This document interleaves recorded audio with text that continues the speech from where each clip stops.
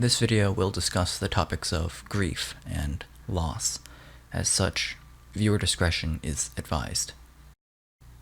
This video is probably the last time I'm going to be talking about Mano Aloe on this channel.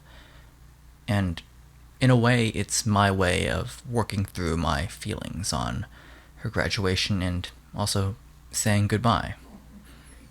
If Mano Aloe's graduation affected you, if it made you feel sad, frustrated, or even confused, this video is for you, and hopefully by the end of it, we will all be able to come to at least something of a clearer idea of what Mano Aloe meant to all of us.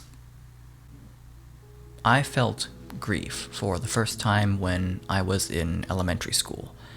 My family had a pet lizard, a bearded dragon, that I named Petrie, and we had gotten him from a family friend who just didn't have the time or money to really take care of him properly.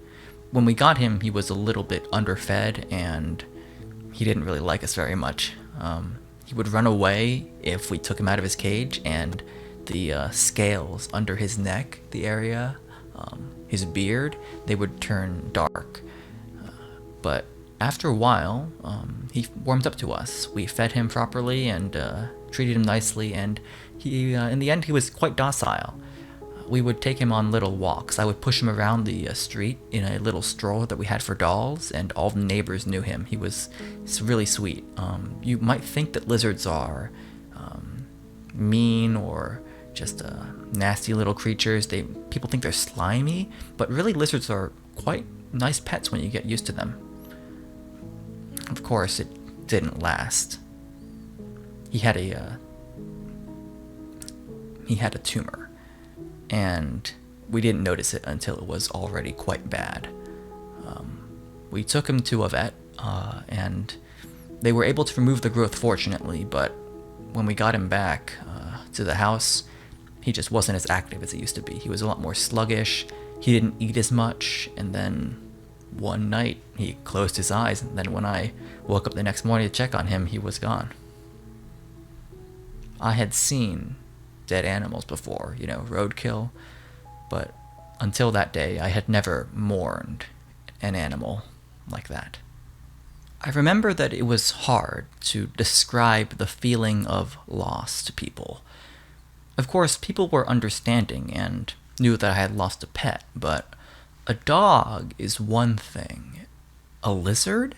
People just couldn't really grasp what it meant to me. I built a memorial to him on a Minecraft server that I had frequented back then.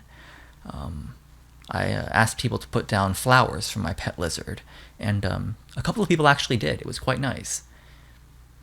And then someone blew it up.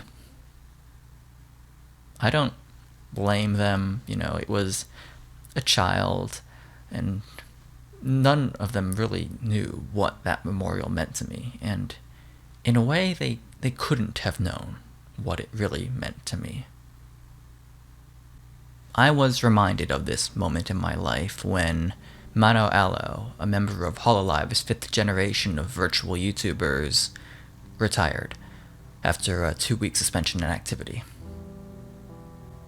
I was a member of the Mano Aloe Support Squad, a Discord server that was organized to send Aloe supportive messages over her suspension, and we had done things like make music, we made a game, there were a lot of tweets sent out, there was a website organized, and when she graduated, it hit all of us really hard, in a way that I haven't really seen online before.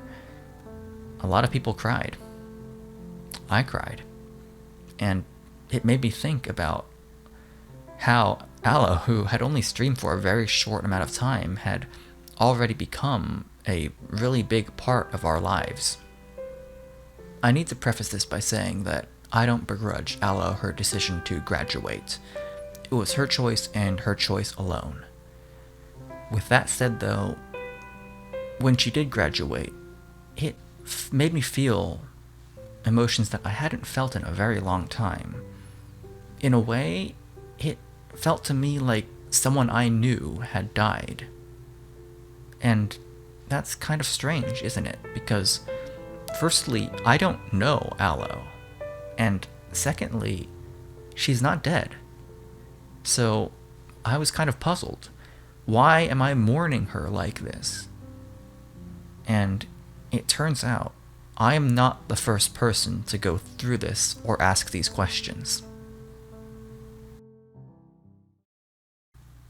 In 2009, Lawrence Kutner, a fictional character in the TV show House MD, died of a self-inflicted gunshot wound, to the horror of 13 million US viewers.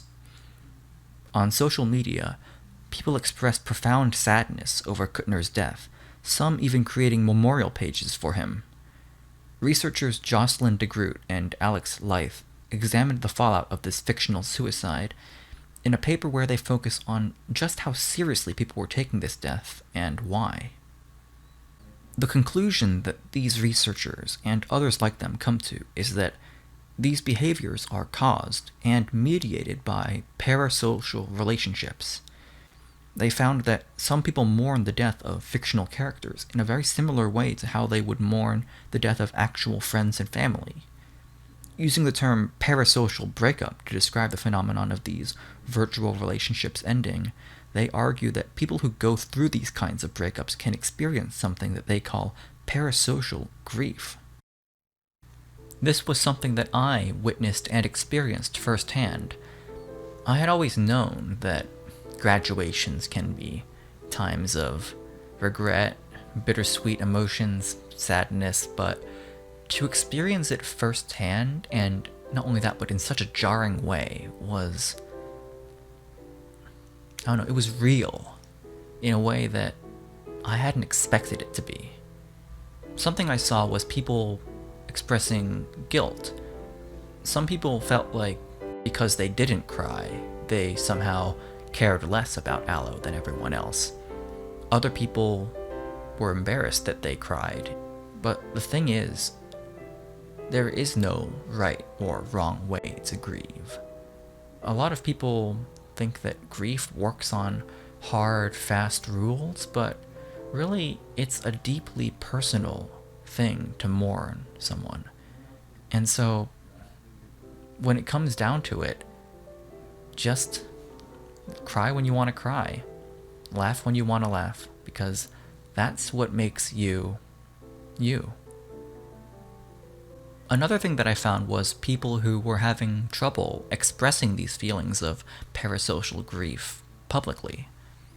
Someone who doesn't have this connection to Aloe will find it kind of difficult to understand where people who are grieving are coming from, which is compounded by the fact that on the face of things, VTubers are just kind of hard to take seriously.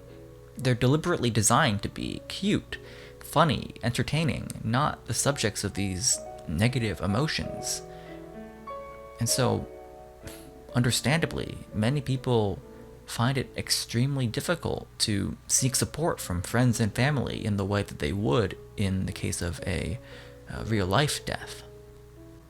This kind of disenfranchised grief is a real problem. DeGroot and Leith note that because seeking closure and emotional acknowledgement are important parts of working through grief, the disenfranchisement that comes with someone mocking or otherwise not taking seriously someone's parasocial grief can cause serious mental harm. And so with that said, how do we work through parasocial grief? There have been many proposed ways to mourn the loss of a loved one. The Chinese philosopher Confucius said that there should be a 3-year mourning period for the death of a parent, saying that for those 3 years, a noble man will be unable to find joy. Christianity, for its part, places a lot of emphasis on the role that one's personal connection with God has in overcoming grief. So, a lot of thought has gone into figuring out ways to cope with grief, including a lot of scientific study. But, curiously, very little thought has been put into how to cope with parasocial grief. But there is some research. and what has been written seems to point towards online communities as spaces where mourners can express their grief freely. In the days following Aloe's graduation, servers like Mass became important places for people to gather and seek mutual comfort and support. I'm proud to say that the efforts of a great many moderators and individual users helped to foster a safe space where people felt comfortable expressing their deeply held emotions. Oftentimes, online spaces can get pretty toxic and insensitive, so it was really wholesome to see the whole community come together like this. Additionally, on sites like Twitter, fans both en masse and in the broader community posted fan art and supportive messages paying tribute to Aloe in really meaningful ways that have lasting effects. Today marks Mano Aloe's first birthday since her graduation, and on this day, I think that we should not only look back on the past, but also look forward to the future of our community. Grief doesn't have to be all doom and gloom. In fact, it can be constructive rather than just destructive. Grief is a chance to reflect on the meaningful parts of our relationship, and through this process, better ourselves. One of the great strengths of our community has been its open and welcoming atmosphere. Indeed, in the days following Aloe's graduation, it was this philosophy of inclusivity that was important to helping people struggling with their disenfranchised grief when other sources of comfort simply couldn't be there for them. But we do have room for improvement. Shortly after Eyal graduated, there were a number of controversies regarding streamers from Twitch adopting the VTubing style. A lot of talk centered around gatekeeping, and the atmosphere became rather toxic to say the least. I think this is concerning, because the thing I've always valued in our community has been its ability to welcome people from all walks of life, from all around the world, and this is something that we should embrace, rather than fear. It was our ability to care for one another unconditionally that helped so many people in the first place. I don't want to sound like I'm dictating to people what they can and can't do, but if we really want to transform our grief into something meaningful, then we should look at those positive things that came from our time with Eyal and then work on those. Embracing our shared vulnerabilities and working through them together isn't weakness. It actually demonstrates an incredibly strong community to be able to do so. So don't be so afraid of outsiders changing what's good about our community, because welcoming and embracing strangers is what makes us good. Eventually, we're all going to have to move on from Eyal. Grief can be a good thing, but if you never move past it, it can dominate your life. And the process of getting over grief is a deeply personal one, and there isn't much research into how to recover from parasocial grief. Rochelle describes grief as a mechanism to satisfy guilt. The guilt of being left alone with all of the love that was shared in life, the sadness in realizing that we, and not they, are going to enjoy the world. This might be doubly true in our parasocial grief, because in a way, there was never a way to reciprocate what was given to us. Rochelle does have some advice, though. They say that in order to move on, we need to realize that the love that was given to us by the departed is still inside of us, and that only by realizing this and learning again to love ourselves can we break free from this guilt and move on. That which Eyal gave to us, her singing, her hopes, her dreams, these things still live on inside of us, and they enhance everything we do. And by understanding this, maybe we have a chance at moving forward.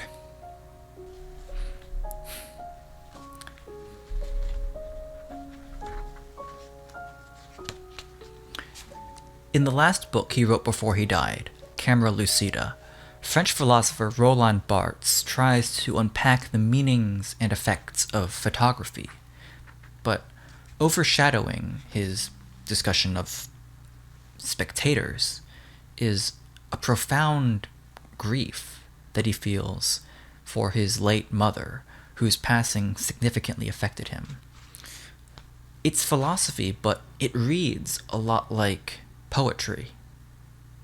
And in this context, one photograph stands out the most.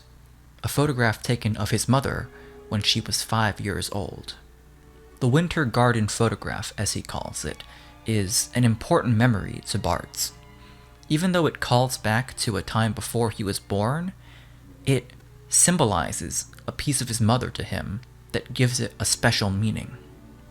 Barthes never shows us this picture that means so much to him because, in his words, "I cannot reproduce the Winter Garden photograph. It exists only for me. For you, it would be nothing but an indifferent picture, one of the 1,000 manifestations of the ordinary. It cannot in any way constitute the visible object of a science. It cannot establish an objectivity in the positive sense of the term. At most, it would interest your studium. Period. Clothes. Photogeny. But in it, for you, no wound." For Barthes, the Winter Garden photograph reminded him of his mother. It reminded him of the love she'd given him, and by seeking it out, by trying to reflect on it, he was trying to find meaning in this world that seemed to be nothing but pain for him after his mother was gone, and that's something I can totally sympathize with. Barthes himself took something of a gloomy outlook on life after his mother died. He said that all that awaited him was his total, undialectical death. And so, maybe it's a bit distasteful for me to be including reference to him at the end of this video that's supposed to instill hope. And yet, reading how he describes the Winter Garden photograph, I can't help but find some beauty in this man's bittersweet resolution to his grief. If this video reached even one person's heart and helped them work through their grief, then it's done its job. I hope you all have a wonderful day. If you liked my video, please give it a like, subscribe, and let me know what you thought in the comments. The photograph was very old. The corners were blunted from having been pasted into an album. The sepia print had faded, and the picture just managed to show two children standing together at the end of a little wooden bridge in a glassed-in conservatory, what was called a winter garden in those days. My mother was 5 at the time, her brother 7. He was leaning against the bridge railing along which he had extended one arm. She, shorter than he, was standing a little back, facing the camera. You could tell that the photographer had said, "Step forward a little so we can see you." She was holding one finger in the other hand, as children often do, in an awkward gesture. The brother and sister, united as I knew by the discord of their parents, who were soon to divorce, had posed side by side, alone, under the palms of the winter garden.